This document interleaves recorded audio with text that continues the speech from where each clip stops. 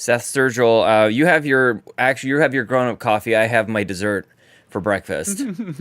There is so much sugar and cream. Oh, it's tea. Oh, it's not. It's not grown up. It's tea in a little raccoon mug, so it isn't that grown up. I love because sometimes I work from the same space, and so I'm on conference calls all the time or whatever, like Zoom calls all the time, and this is my background. So clearly, I'm a grown man child, but in like a grown up shirt, and then maybe pajama pants. And then every once in a while, I'll grab a sip of my coffee, and it'll be from a Donkey Kong barrel mug. I'm like, oh. It's in the foreground too, everybody. Like, it's back there, but also in my hand.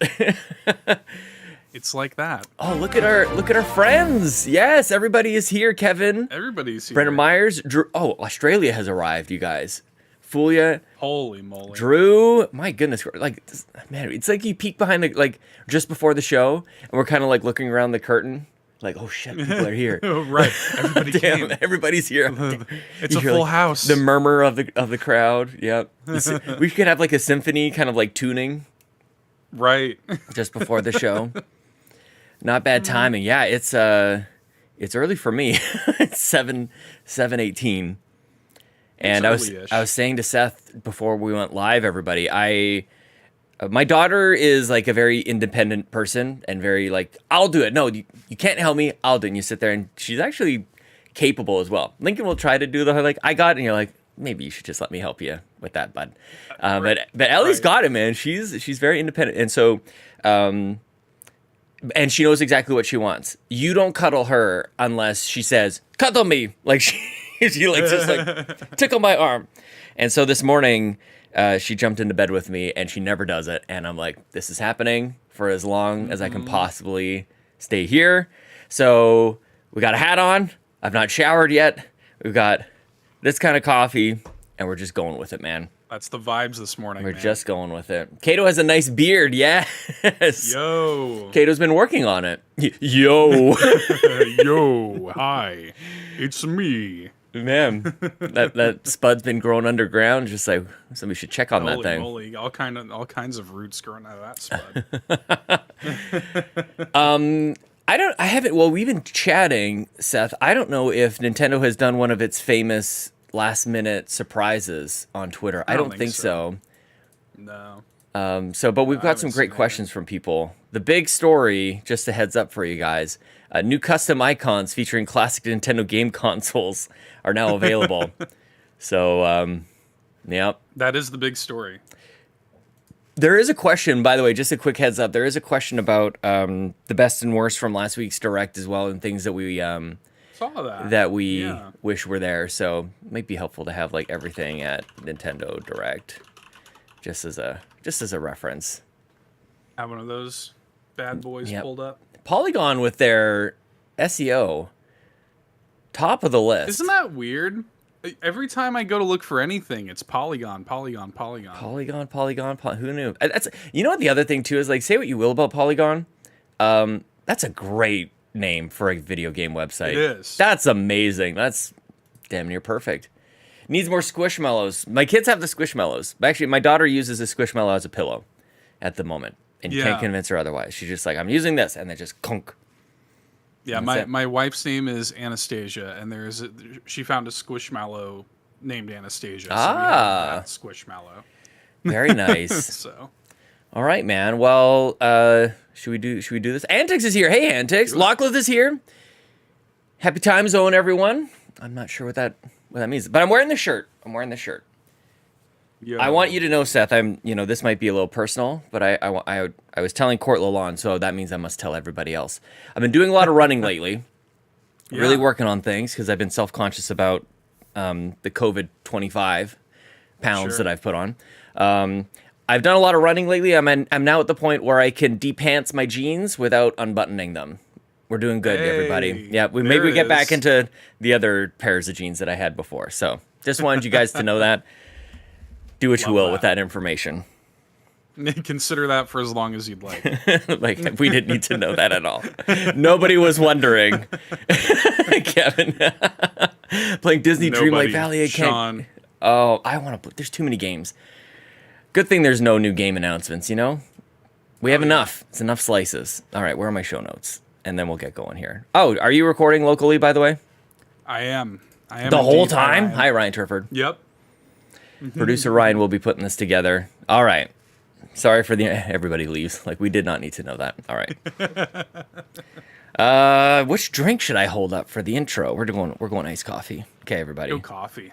Yeah. Wait, what are you? What do I call you? You're always here with somebody else. Yeah, that's true. I don't know, man. Call me whatever you want. Oh, you're the $2 hero. That's what you are. That's true. I mean, that's a default. All right. Hey everyone, it's me, Sean Capri. I'm glad you're here because you're listening to the most wholesome Nintendo podcast on the internet. It's the Nintendo Drive. I'm on a Skype call with my friend Seth Sturgill, the $2 hero, and on our journey today, we got to get that Nintendo Selects on the Nintendo Switch, so jump on into the Nintendo Drive.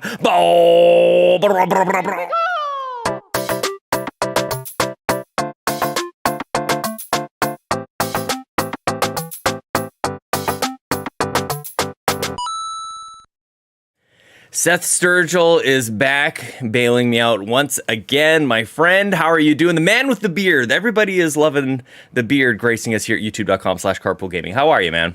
Oh my gosh. Hey, buddy. I'm doing well this morning. Yeah? Hope everybody else out there is doing well. Wow. I bring the beard. I bring the beard, man. That's what I do. I like it. I'm getting good vibes from you right now, actually. We're just kind of like, let's calm it down. Good. You're balancing me out. You're balancing me out because I'm just coming in here screaming with a half drank iced coffee, all the sugar and cream. Be more different.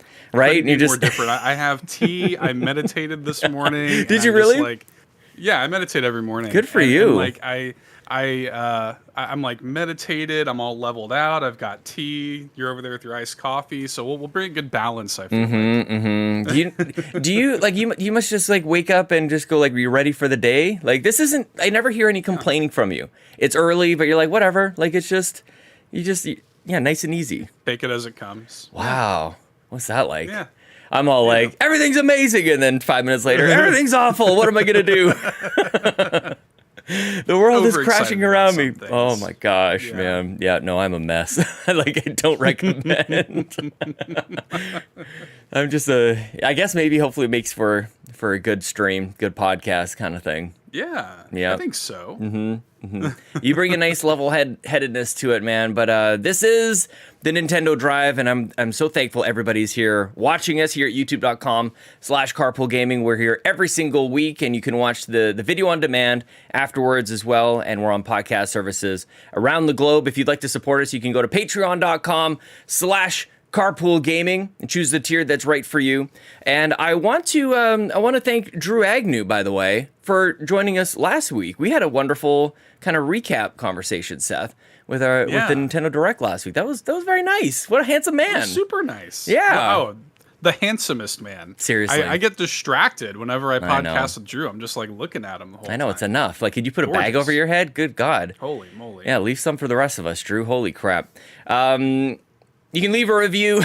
Anyways, you can leave a review on Apple Podcasts. That helps us out a huge amount. Kato usually does this, so I don't know how to intro the show, Seth. Why don't we pop our 8-track into the 8-track player? We're going to the playlist. Man, I suck at this. What you been playing lately, player. man? Holy cow, 8-track, man. We're going record player on this. We're going the playlist. What you been playing, man? So I won't say too much about Xeno. I know there's a question about Xenoblade later, so I'll save that. But Xenoblade. I also just last night finally started playing Return to Monkey Island. Oh yes, I saw that. Yes. Oh, I'm so happy. I'm so happy with that game. It got great reviews too. At least I just looked at IGN, which is the one kind of I mean, other than of course what you have to say about this, but Ryan McCaffrey from IGN, he's an old timer like me. So he knows the history of this game. I have been watching it. Ryan Turford and I from the Xbox Drive, we've been watching it closely as well. Very much like looking forward to it, but wasn't sure how it would land. Lots of commentary, lots of like wonder about this new art style and stuff. It's a storied franchise. Tell me about this, man. I love the new art style personally. Like I've always been kind of I guess like so what I'm looking for. I've always been willing to take on a new art style with Monkey Island. Like I'm an old school Monkey Island fan as well. Like one of my earliest just gaming memories. My uncle Aaron had the original Monkey Island, introduced it to me literally on floppy disks. Yeah, you know, and like playing it that way. And so you know, I'm always going to be nostalgic and pine for those old days, but you know, at the same time, I look at this and I'm like, it's a good modernization. This weird, I don't know, paper mache almost look that it has now. I don't know. I really dig it, and but it's also got just like all the classic stuff that you want out of Monkey Island. It's hilarious. Yeah. You know, it's got fun, you know, puzzle solving. It's got a lot of like great references, and it feels like going home. Like you get onto Melee Island and you go into the scum bar, and like the guy with the loom, ask me about loom button is still there. Yes. You know, and there's like a whole bit with that. And it's like, just, I don't know, it's really nice. And it has like actually kind of something to say about that too. It kind of has this like times they are a changing kind of plot. I love that. Yeah. So for people who don't know, Monkey Island is this classic LucasArts point and click adventure, like a relic of the past, dude. Like, and that's the first thing that I was going to ask you about is, like there's kind of like an ongoing joke with those old point and click adventure, like that you've got to get the turnip out of the ground and put it in a sock and then jam it into a keyhole somewhere. Like these puzzles that don't make any sense and seem kind of random. But like they seem to add time to playing the game, and that was the name of the game back in the day. Just keep you playing, but not in the same way. Not in like we hadn't discovered the dopamine hit. It was just a frustration back in the day. Back in my day, we used to walk up to games 5 miles in the snow, uphill, both ways. Like, it was harder. So, yeah, how does that style of game live in the now kind of thing? And will people be ready for it? Yeah, I think so. This game does a couple of really cool quality of life things. So not only do you, really early on, you get this, like, hint book, which is handled really well, because if you ever feel like you're stuck, there are a couple of like levels. I'm like, okay, I could use a hint, and it'll kind of give you a vague, you know, point you in the right direction. And then if you keep pushing it and you keep going, it'll just, you know, if you really wanted to, it'll just tell you what to do. Right. You know, but it gives that to the player. Like, it's up to you to decide if you want to push that far or not. There's also a to-do list kind of function that you can pull up. So you kind of know, like, even if I put the game down for a day or two, come back, I'm not lost. I can pull it up and be like, oh, right, that's what I was doing. Nice. So I like that a lot about it. It's great, man. I'm loving it. So I'm like 2 hours in. I hovered over it last night, and I didn't end up pulling the trigger, but I figured somebody was going to end up playing it. I might wait for a sale, but like... Yeah.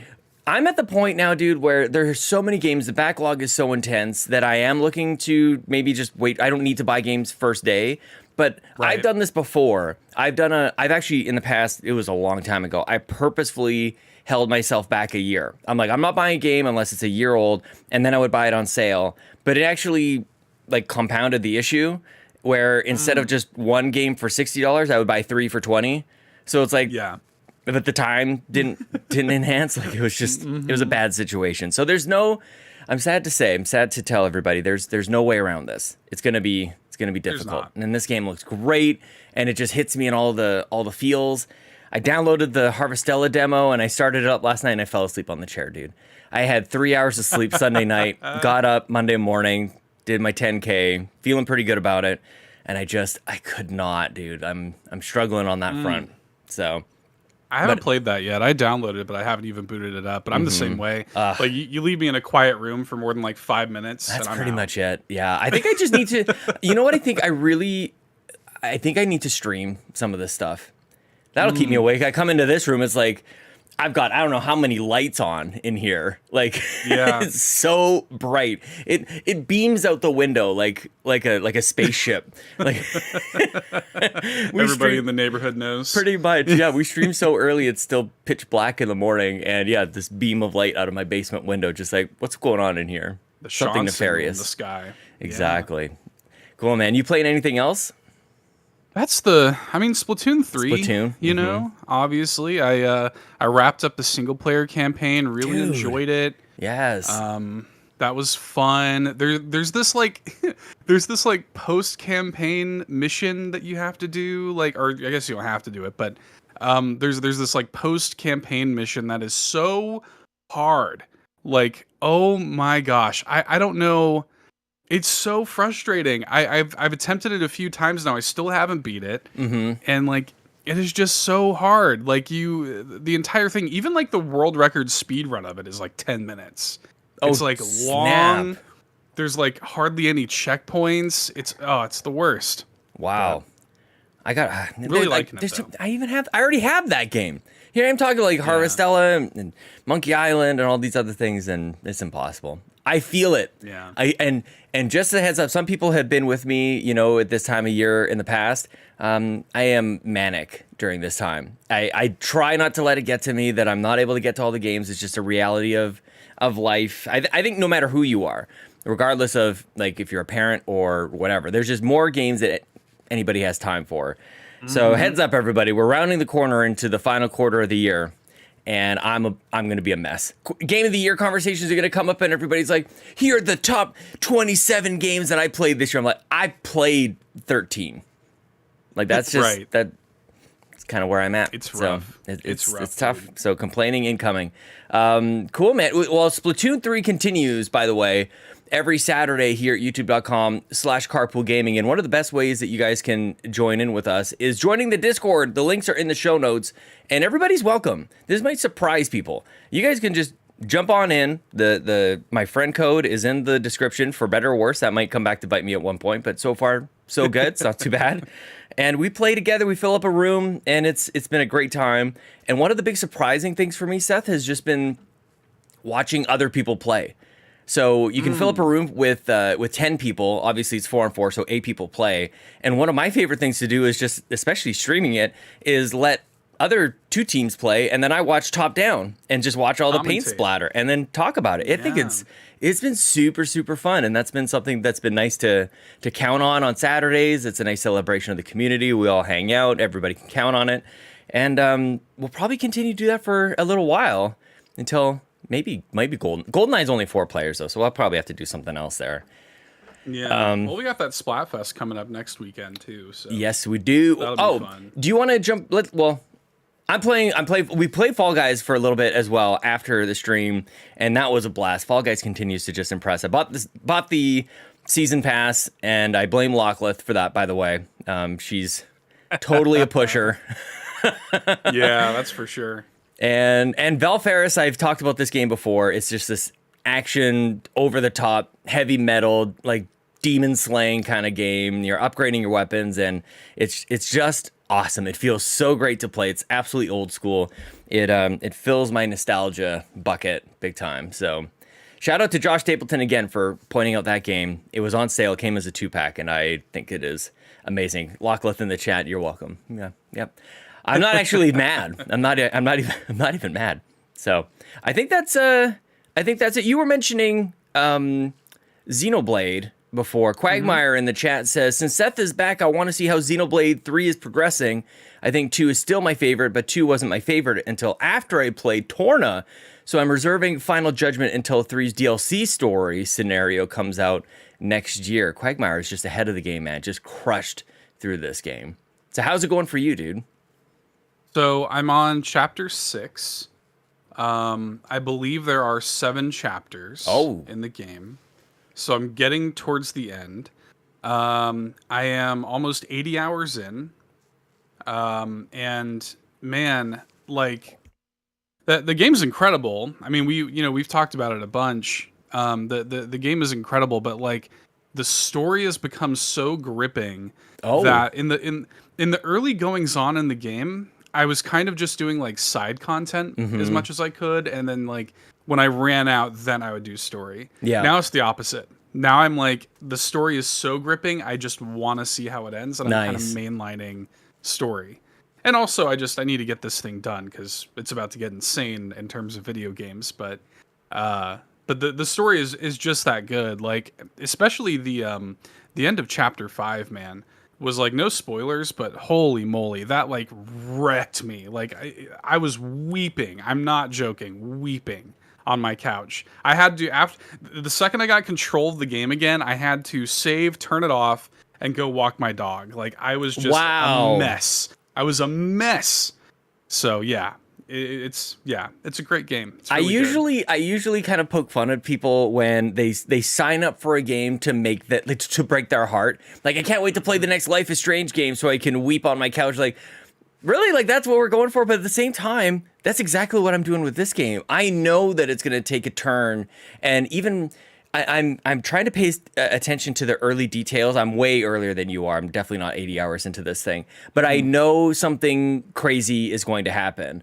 Game Nasty in the chat says the chapters are beefy, and Tammy, their partner, was crying. Like, it's just, these games are special in that way. And there's actually, it's incredible because there are so many RPGs right now, especially. It makes me wonder, how are they pumping all these out? These games are massive, and they have incredible systems, and they're like, there's so much to them.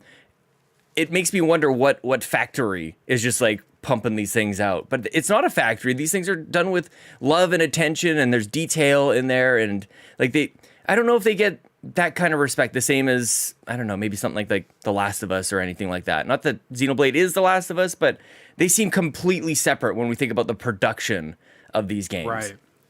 And that hits me every once in a while. Yeah. These games are big. I'm way behind, but that's top of the playlist. I kind of rotate it in and out, and mostly just kind of grinding away at this point. I just like that. Yeah. Like Xenoblade for me right now is, I don't want to play anything new. I'm just gonna go like run around. I want to play a game. I'm just gonna do some battles. So at some point when I get back onto the story, I'm gonna be like ready. I'm gonna be super leveled up because I'm just Cheesy in the chat, what's going on, man? Good morning to you, good sir. All right, well, let's slam the brakes on this conversation. It's time for some breaking news. There's not a whole lot, but just a reminder, you mentioned that there's Splatfest. Splatfest is coming this weekend, starting on Friday, September 3rd to Sunday, September 25th. And it's asking the question, apparently according to Nintendo, one of the toughest questions. What would you bring to a deserted island? Tools, food, or something to pass the time? I guess the other way to say it is gears, fun, or what's the third one? What am I missing here? Fun, yeah. Gear, grub, and fun. Grub, of course, grub. Yeah, a lot of people going on with grub. With all the leak culture talk, I ain't going grub. But what are you going with? What team are we jumping on with, Seth? Are you going Team grub? Gear. Going gear? Team Gear. Yep. Yeah. Team Gear, $2 Gearo, which is my that's really my good. name in the we have a lot of people in the All In Discord who are changing their name to some sort of facsimile of Gear or whatever. So mine's $2 Gearo. Oh, I don't know. Team I don't Gear, know how man. I would do that. I don't know how you would do it either. I have such a little name. Awkwardly put it in there, Sean Kagir or something. Sean Kagiro. Kagiro. We're both Italian. It's all right. Exactly. It's okay for us. It's okay. Get off our backs. We have heritage. Yeah, don't at us. We can do this. Exactly. Team Gear for me, dude, because I look at it and I'm like, this is something I don't often get to talk about, but I actually love hunting. I have hunting and fishing and things like that. So the way I look at it, if I've got good gear, I could get grub on the island and have fun doing it. You know what I mean? So I'm Team Gear. Yeah. I mean, you're out for survival on this. If you're just like bringing, like that is actually a tough question. If you really like round this out, you just bring fun. Like, how will you live? You're just like sitting there well, some of us just want to live out our last days with Tetris. Okay. All right, Seth. I guess so. Yeah. I mean, that's not a bad game to bring if you're going to bring one. Might as well be Tetris. Can you spearfish? Like, what kind of like level of hunting are you talking? Like, you're on an island. Like, there's no. I feel like your only source of food is going to be in the water. Yeah, I don't imagine. Fish. Yeah. So yeah, I love fish. So I mean, if I just had like a good old fishing pole, I could take care of that. Nice. I love fishing. I will rely on. Okay, so what if it's a deserted island where we go as podcast like friends? There you go. Can we like go together? Then we can bring our podcast gear too. That'd be one heck of a podcast. That's pretty fun if we could figure that out. Mm-hmm. Yeah. Well, the Splatfest is coming up this weekend. I will definitely be jumping in Saturday at the very least. And just like last time, when I jumped in on a Team Rock before in the morning, Team Rock was losing. Jumped in the afternoon. We turned things around. So basically, just place your bets, everybody. Actually, I think Team Grub is going to do pretty well. I think people are going to eat this up. Yeah. We will see. Eat this up. I like that. Let us know in the comments below what team you guys are joining, and we're all in the Discord. We're going to be playing this all weekend, and I'm really looking forward to it. But moving on, the only other story that we have to talk about, this is like as scraping the bottom of the barrel, but I'm excited about it because there's a Tanuki suit. New custom icons featuring classic Nintendo game consoles, accessories, and games are now available for Nintendo Switch Online members, and I seem to just have points for this. I'm not even like really seeking out the missions to do them. I guess I'm just doing them by accident. And these things are 5 or 10 coins each, and I have hundreds and hundreds of coins. So I do wish, before I even get into like what's here, I wish there was just buy all of them. Whatever's on the screen, just get all of it, because the time it takes to like bring up one, redeem the coins, and then it kind of thinks about it for a second, like what is happening? It's like here? Laggy. Yeah, it's like weirdly laggy. So I currently have dubious food as my icon, thanks to this thing. Everybody should be paying attention to this because these icons are awesome, and I love this very, very much. I do too. But I'm surprised I'm not seeing anybody else with dubious food. Do we not have like the same relationship with dubious food from Breath of the Wild as I do? I think it's hilarious. My kids think it's the greatest thing on the planet. I thought when I chose this icon as mine, like I thought everybody was going to have it, but maybe there's just enough variety elsewhere that's just it. That's what it is for me. I just find some variation of King Dedede and I'm all set. There it is. I'm good with that. The icons are, I mean, there's a Tanuki suit, all forms of the Tanuki suit, like just like the ears and the tail. Then there's the full Tanuki suit, and then there's the statue. There's that there. NES console is there, and then a bunch of stuff from Punch Out, Referee Mario. So this is why I'm just like, I don't know which one I'm going to select. I actually kind of wish that there was more function for these rather than just your profile picture, because kind of don't want to always change it, but I do want to collect these things and display them in a way. If only there was like a universe for your Miis that you could, post things. It's like a never had anything like that. You could call it a Miiverse if you wanted to. I've been thinking about Miiverse so much. I really do miss Miiverse. Yeah, I really do. Dude, there's a guy in our community, a friend of mine, Matt, who met his wife in Miiverse. Get out of here. That's how his wife and I met. Yeah, that's how they met. And I'm like, that is like, Miiverse is so cool, and I miss it dearly. I wish they'd bring it back. Can you tell me, like, can you introduce, because I would love to hear that story on We the GamerCast. It's another podcast I do, for those who don't know, where I talk to strangers on the internet. We just get like their life story. Like that would be awesome. You met on like I've heard WoW. I've heard people meeting on WoW, and that's amazing as well. But there's not even like voice chat. Like his wife is an artist. His wife is an artist, and she would draw stuff on Miiverse, and that's how they met, dude. It's crazy. That is incredible. I love that freaking story. Oh my gosh. Antics in the chat says Street Pass, Miiverse. I love the Switch, but I miss all the fun stuff Nintendo used to do. Dude, my kids they play on their 2DSs, and every once in a while Lincoln will fire up Street Pass, and it's just like it's weird that has nostalgia. Like you start, and remember you could choose like the song. It's like this marching, like doot doot doot doot doot, and as soon as you fired that, I'm like, oh, I love Street Pass. I totally agree. Fulia says I never understood the Street Pass. Depends on where you live. It definitely depends on like how many passerbyers you might have, or if you take like public transit. That was very helpful for me. I always took the bus to work, so apparently I was around enough kids, I guess, that it would, or maybe adults who also have 2DS, 3DS around, but I always assumed not so much. Even just the personality with little things, like when you would buy games on the 3DS, and it would be like little baubles going into a present box. Yes. Like, so good. I miss stuff like that. I know. Yeah, just the simple little things in life, and I don't know. Maybe there just wasn't. I don't know. It wasn't money in it. They obviously had to like develop it and support it in some way, and yeah. It was a different time. 3DS was really the thing that we were spending money on in Nintendo Land back then. Sticking kind of still in the news, and people had some questions for us, and one of the best ways you guys can ask or answer questions is in the Discord. Actually, lately I haven't, we've been getting enough questions just from our friends in the Discord. I'm not even posting on Twitter these days, so get on into the Discord. The links are in the show notes. Ngachacha's in the chat, or in the Discord, and he asks, what was the best thing from last week's Nintendo Direct, and why is it Tales of Symphonia Remastered coming in 2023, Seth? Was good. That was a good one. I am excited about that. Yeah, for me, I mean, we talked about it a little bit last week, but for me, it was Theater Rhythm. Oh yes, that was the big one for me.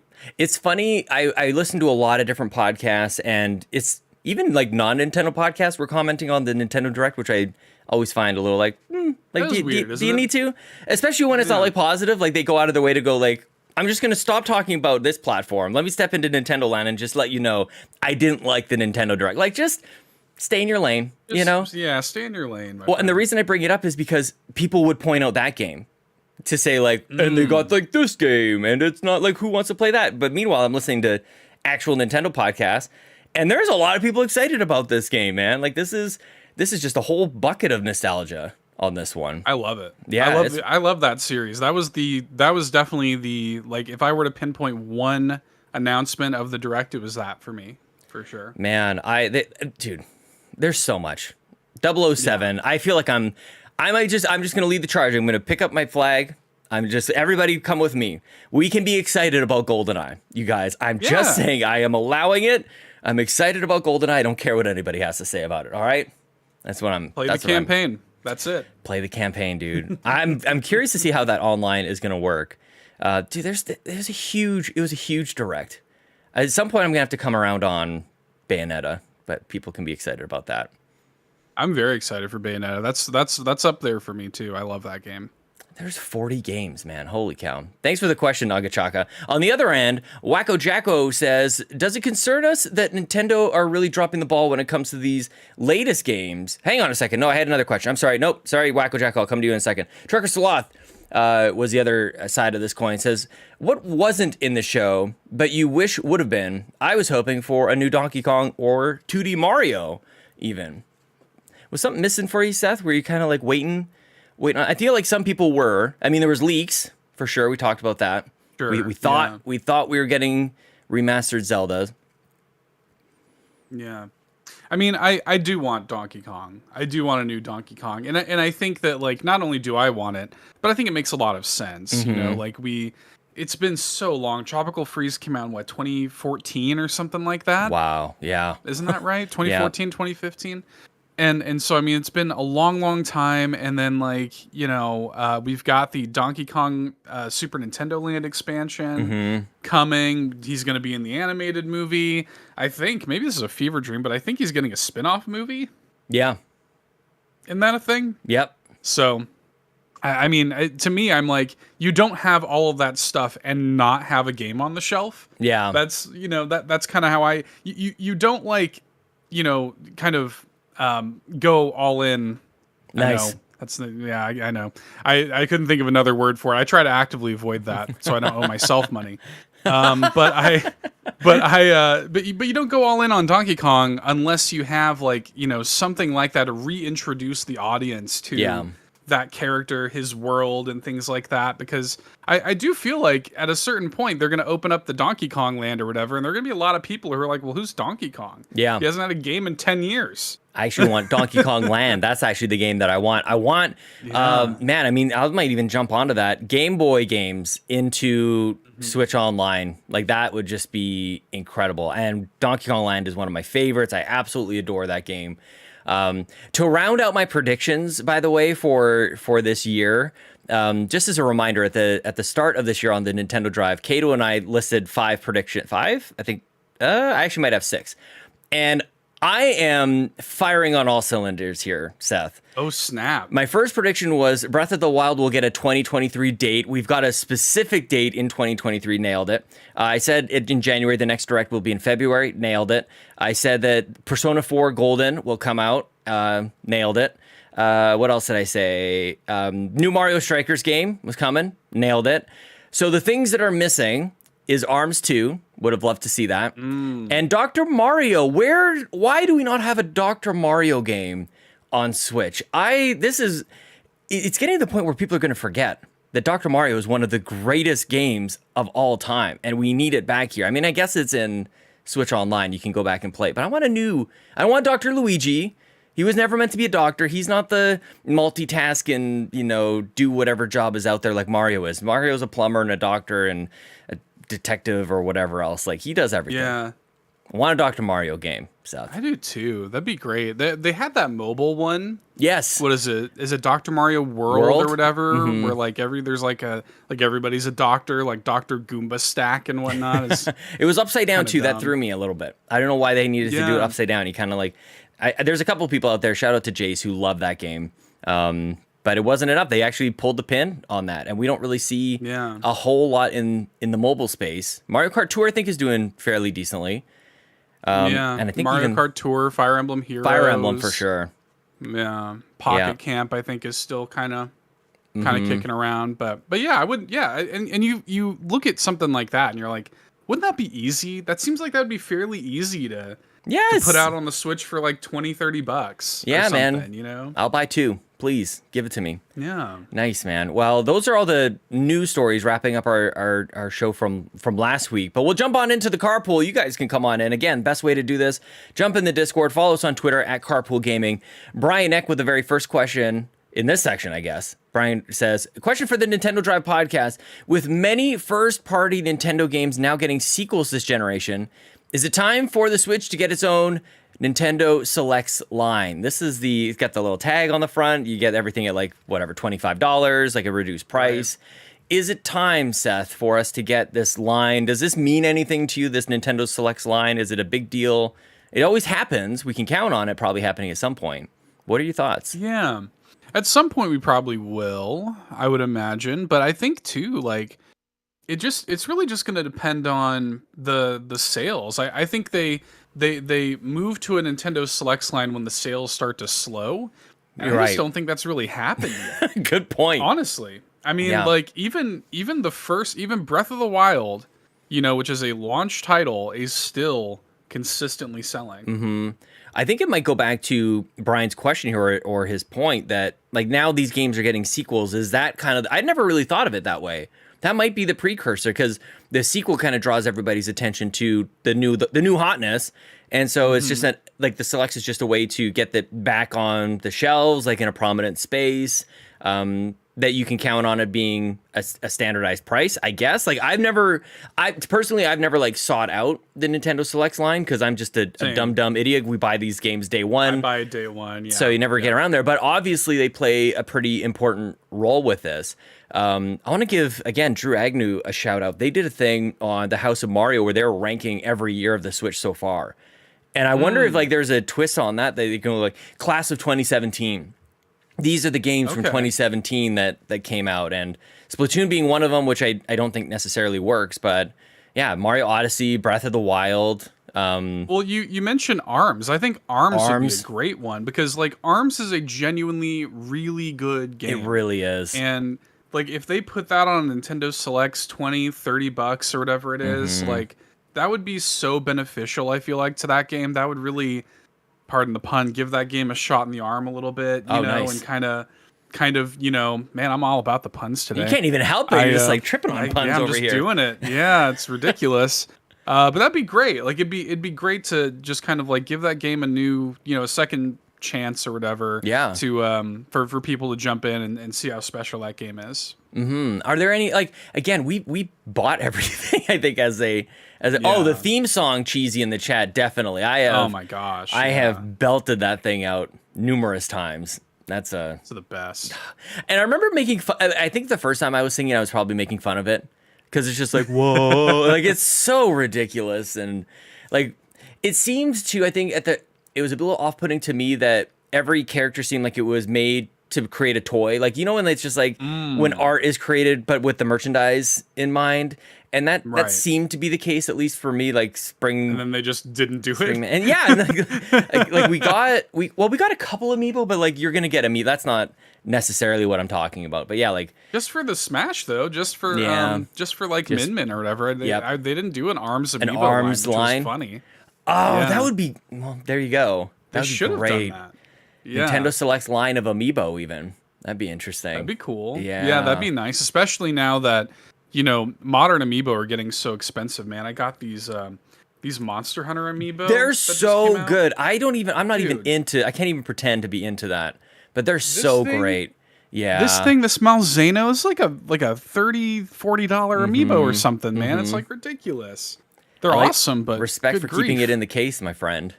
I don't. Just full disclosure, I just haven't opened these yet and put them in their case behind me. But so that's why they were just on my desk. I just haven't. But I do. I set them free. I don't keep them in the box. I feel like you even would like break it open like a piñata, just like slam it out there, just get a baseball bat and just beat the life out of it. Bad boy. Exactly. Yeah. Take it out to a field. You light it on fire and the plastic is remaining. Like, you don't have to do that. You can just tone it down a little bit. Open it. Yeah, Brian. I think a Selects line would be great. I'm maybe the reason they haven't is I'm somewhat struggling in the moment to think of like what they would need to put there. Mario plus Rabbids is getting a sequel, but I feel like that one's maybe a little bit out of Nintendo's hands just with the Ubisoft connection, and I feel like it's been sold for like $10 or something. And the DLC, you know, I definitely have picked up. For me, buying the DLC, it made more sense to buy it again as that package, if that makes any sense, instead of like the single game. That one is top of mind. It's like, what are they gonna do? Put Mario Kart on sale? Like, that game is still top of the charts. You know, they're not gonna. I mean, do Odyssey, that. I guess. Like, it'd be great to see that. Yeah, it'd be great to see Odyssey, and you know, and put them on a little bit more of a discount and whatever. Mm-hmm. I kind of wish, one thing that always annoyed me, and I think another reason that I never gravitated towards the Nintendo Selects is I never liked the like packaging. Like, why does it have to look different? Right. Like, why does it have to look, you know, that always bugs me to have it on my shelf and it looks different than everything else. I don't like that. I mean, it's the trade-off of you get it cheap, but everybody's going to know it. You know, right? you didn't buy the original run of this, and make me feel like I bought the original $60. You know, it's like a third-party controller. Like, it could look nearly identical, but it's gonna have some marks on it that it's. You know, it's not the real deal. You'll see that Mad Catz logo. Exactly. Prominently in fluorescent. Anyway, thank you, Brian, for the question. Wacko Jacko, sorry, it's taken me a bit to get back to your question. Wacko Jacko says, does it concern us that Nintendo are really dropping the ball when it comes to these latest games? Splatoon 3 having so many gosh dang communication errors, for example, and the advice they officially give is to port forward your router. Also, I feel sorry for those who were so eager and excited for Strikers that Nintendo just didn't give that game enough support from day one. Is there anything as fans we can do to make Nintendo wake up, or is it too much that we are consistently buying their new games and they just don't care? Wacko Jacko is feeling what I've been feeling, man. You're in love. Are you loved? I guess is the question. As Andros has put. I'm a split personality on this. Some weeks you're gonna get salty Sean, and right now I don't know. Maybe it's just because I get to podcast with Seth this week. I'm in a great mood. I have experienced some of those communication errors, and I'm not trying to like wave this off because like obviously I've been there, very frustrated. I guess kind of compartmentalizing the Strikers thing. Like that's like in a box. I've buried it. I have to move on because that one hurts a lot. That's a very that game series especially on the Wii was like the best times. And when they announced that was the one that got me out of my chair and I was screaming and acting a fool. And I agree, it's hard to say, but I'm having a lot of fun with Splatoon in spite of all of my own criticisms of it. That it's not like revolutionary. It is. I'm doing Turf War, for goodness sakes. I'm not playing anything else. I'm not really looking for anything else, I guess. And yeah, I'm part of the problem. I think we all are, Seth. Yeah, I think that's fair. I also think that it really depends on how you parse that stuff because like I've been getting a lot of the connectivity issues of Splatoon as well. Yeah. Like a lot, like really bad. My wife and I both and it seems to be totally like random because I had a community member who's like, yeah, look, I've had like next to no connection issues, but then my wife, same connection type, same everything, is having them left and right to the point where she regrets buying the game. So, oh wow, like, I get it. It can be frustrating for me. Like I enjoyed the single player a lot. When it works, I think it works really well. Whenever I play with friends, I have no issues. It seems to be that weird peer-to-peer connection they have going on. I don't know what the issue is with that. And then, yeah, like Mario Strikers is another one where, like, I didn't like that game either. Right. Yeah. Like I didn't like it either. It wasn't for me, but I know a lot of people who still really love that game. Yeah. And, and for them, it was like totally this hyper competitive thing. It didn't land for me, but I kind of, whatever, I moved on. Yeah. I also think that like for all of these kind of misses that Nintendo has had, there have also been a lot of hits, and I feel like we don't celebrate them enough. I am reminded of that constantly when I go on my rants. Yeah. It's like, but have you considered this? I'm like, yeah. So that has balanced me out off the show, and then I come back and right. I don't know if people like realize this about us, Seth, but like outside of the podcast, we continue to have conversations and meals and live lives and that kind of thing. So we can come back maybe a little bit altered, but that's that's tough to wrap your head around. Yeah. I think about that though, where I'm like, we get really hung up on when something negative happens, but if something positive happens, it's like, oh, Pokemon Legends Arceus was cool. Oh, Kirby and the Forgotten Land was cool. Oh, Fire Emblem Three Hopes is cool. But let's move on. Well done. Yeah. You know what I mean? Right. Yeah. And especially, and I'm one of the first to say, why aren't we looking at this in the context of even other platforms for somebody like me who has all of them? I would love it if Xbox had a year like this. It's disappointing. I mean, the thing is, I never want any game to miss. That's really at the heart of it. I don't want the good balances out the bad, but you never really want any bad. And I guess that's just an entitled gamer kind of thing. Like I want every game to be great, and that's coming from a good place, but sometimes comes out a little bit nasty. Cheesy C in the chat says the online isn't great, but it's also cheap. Not forgiving them, but you also get what you pay for. The game is not cheap though. The game is a full price game, and the online, I guess, just gives you access to paying for Nintendo Switch Online is what Cheesy is referring to here. And so I struggle with that rationale a little bit. I also struggle with I didn't realize this was a solution Nintendo was saying that port forward your router. Like, how many people hands up? Like, who even knows what that is? Like, unless you've dived into your own settings, like that's, and this is Nintendo. We're going to simplify everything. Like, this is family friendly. Like, go into your advanced router settings and port for it. Give me what? It's not uncommon for it isn't uncommon for people to do that. I think Sony did a similar thing, but the difference is that Sony came in and gave very specific, port forwarding things, and these are the ports you need to forward or whatever. Nintendo was like, port forward like ports 1 through 4,000 or something like that. Oh my gosh. And it's like crazy because that means that you're going to open yourself up to a lot of potential, securities. So, yeah. Rybo's in the chat raising his hand. He's like, I know what port forwarding is. So he's good. And it's so individual. Like I haven't had a huge amount of communication error. And if I had, you guys would definitely hear it. Like I get very, very frustrated with that. It happens, but again, when you balance things out too, when we look at games like Destiny or any MMO or any game that has like a bunch of people playing all at once, like it doesn't work. Like it legit just crashes. So it can be frustrating to be kicked out of a game, but for the most part, I think Splatoon is working, and we haven't really actually reported on this, but Japan, out of Japan, we were hearing that it sold 3.45 million copies in the first weekend, outselling Animal Crossing and everything else like in the same time period. So the game is doing quite well. Tons of people are playing it. So it's just context. It's not making excuses. It's not like letting them off the hook for anything, but it's like, well, let's consider that. That's kind of like a Bill Nye thing.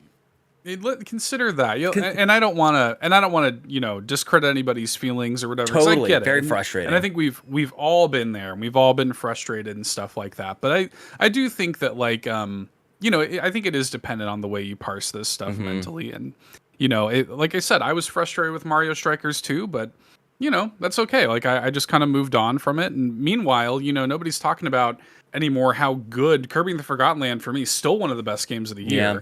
And, like, everybody kind of just moved on from that, but we're still stuck on Mario Strikers because it was such a negative experience. Well, since you brought it up, Seth, the thing that gets me, and then we'll move on, is Nintendo is so dead set on having the games be full price forever. Like, that game is, and so what happens is unless there's a Nintendo Selects line, you just buy the games day one because they're never going to go down in price. Now, I guess I probably could wait for like reviews and that kind of thing to balance things out.